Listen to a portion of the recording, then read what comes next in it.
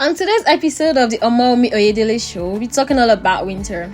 Gloria and Grace always want to build a snowman. I think this winter, I'm going to build a snowman. And I'll show it to you guys. Thank you. We'll be talking about someone who has experienced winter basically for their entire life and also showing you some of the best places to get winter gear. Hope you're ready for an amazing show. Give it up for your host, Omowumi Oyedele.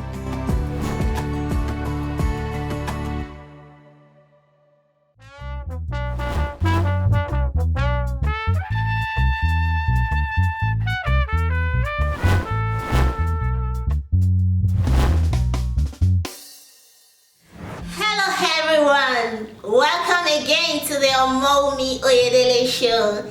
If you are tuning for the first time, my name is Omowumi Oyedele and I'm so excited to have you. Thank you everyone for your love. Oh my, it's so overwhelming. Thank you for the comments, the subscription. Thank you for everything. Today we are talking about winter. Winter is there. I don't know whether to be excited or not. But for real, winter is here.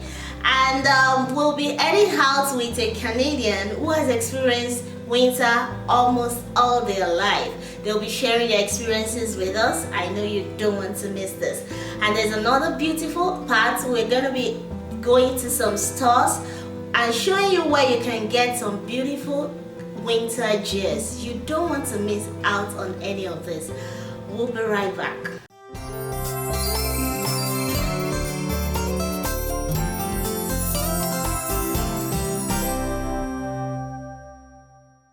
Thank you so much for sticking with us. As I said before, today we are talking about winter. You can see me all dressed up for winter, and we have in the house a Canadian citizen who has experienced winter all her life. She's going to be sharing her experiences with us. Welcome with me, Jenna Rose. Thank you so much, Jenna, for making it on the show today. You're welcome. Thanks for having me. Thank you. So today I would like you to talk to us about your experience. What was your first winter experience like? Probably about 4 or 5 years old, learning how to skate and being really terrible at it and falling everywhere. So my sister carried me around on a stick. Oh, interesting. That must have been an experience. Yes. Okay. And as we move on, what do you think are the major tips you've used to be able to survive the winter? I know winter, especially in Saskatchewan, can be terrible. So what have you been able to do that helps you? Definitely dressing in layers, wearing different shirts and multiple pairs of trousers and things, and always having hats and scarves and anything that you can think of that will keep you warm. Always be prepared and have extra stuff. I never leave the house without at least gloves and a scarf. Thank you so much. Those are wonderful tips. I believe can work for anybody who follows them. Okay, going forward, I would like you to tell us how many provinces have you experienced winter in Canada? So I've experienced it in about 5 different provinces. Wow. Yeah, so interesting. Saskatchewan, Alberta, Manitoba, BC, and Ontario. Can you just briefly tell us about the experiences in those places? Yeah, so which one is the highest cold? Definitely Saskatchewan. Manitoba is a close second. They're both very, very cold, very dry. BC and Alberta are still kind of cold, but they're a little bit warmer. So it's kind of nice because you get a lot more snow with less cold. Cold temperatures. Okay. And Ontario is pretty similar. You get not as much snow, but it's pretty mild, and the winters are actually quite nice. Interesting. Maybe I should move to Ontario. All right. Can you tell us your worst experience of winter? Yeah, so that definitely happened in BC. I was about 8 or 9 years old. So we used to live in this small town called Prince George, right behind the mountains. So our backyard was basically a mountain area that had a river that would freeze in the winter. And it was towards the end of winter. It was unfrozen, and me and my sisters were playing a game, and I thought, I can jump across and go onto the log. That's fine. And I did not. My scarf got caught and I fell. I lost all my winter gear, and I had to my walk all the way God. back, one boot, Oh. and I still to this day, just thinking about it, I'm cold to my Oh bones. my God, I can imagine. So sorry. Oh wow, that was a very terrible experience. I can imagine. And what would be your beautiful experience? What would be Definitely going to hockey games with my daddy, especially when I was younger. He would take me and my sisters, and it was like our special date time. Like every winter season, we would always look forward to going to hockey games. Awesome. Maybe I should learn some hockey games, right? Yeah, there's actually a team in the city here, the Pats. It's a pretty good hockey team. Oh, okay. Because our winter is so long, like 6 months. So one gets to do something, right? Yeah. Awesome. Talking about hockey, can you tell us some winter activities we can engage in during winter? Well, yeah, there's not just hockey, there's also skating. There's a different type of skating called figure skating. That's my personal favorite to do. Oh, really? How do you play that? And you wear a different type of skates and you skate around, and it's a lot of jumping and spinning.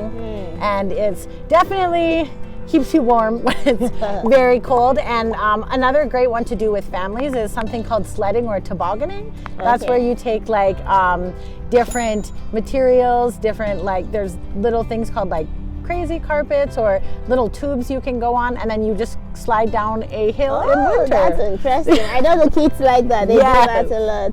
Okay.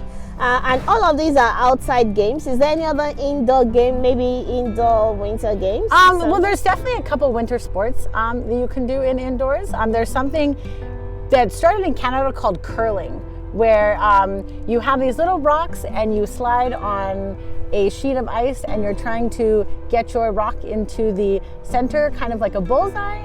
That is done indoors, and even a lot of skating and hockey is mostly done indoors as well. Do we have that one in Regina, yeah? The one you described? Indoor, yes. So actually, there's one close in this area by the Sandra Schmerler Center, I believe. And then even there's lots of outdoor ones, like down that way, right beside us here. There's more outdoor ones than indoor, but there's definitely indoor ones you can find. And even downtown has free skating outside in the winter and stuff. So, okay. I believe our viewers will find one or two to engage in as we are entering winter fully. All right. So talking about winter, can you tell us about some winter traditions that you engaged in when you were young, or that families can engage in, that our viewers can enjoy? Yeah, so the biggest one we used to do was building snowmen. Traditionally, the first big snowfall of winter, we would go out and build snowmen and compete to see who could build the best one. And another tradition that I still do is going out to buy a Christmas tree for the house, and decorating the house for Christmas is definitely one of the biggest traditions that I have. And we used to go skiing a lot as a family, just cross-country skiing. I don't think they have it anymore, but you used to be able to rent skis from the Sandra Schmerler Center and then just go out around your neighborhood and just ski. Okay.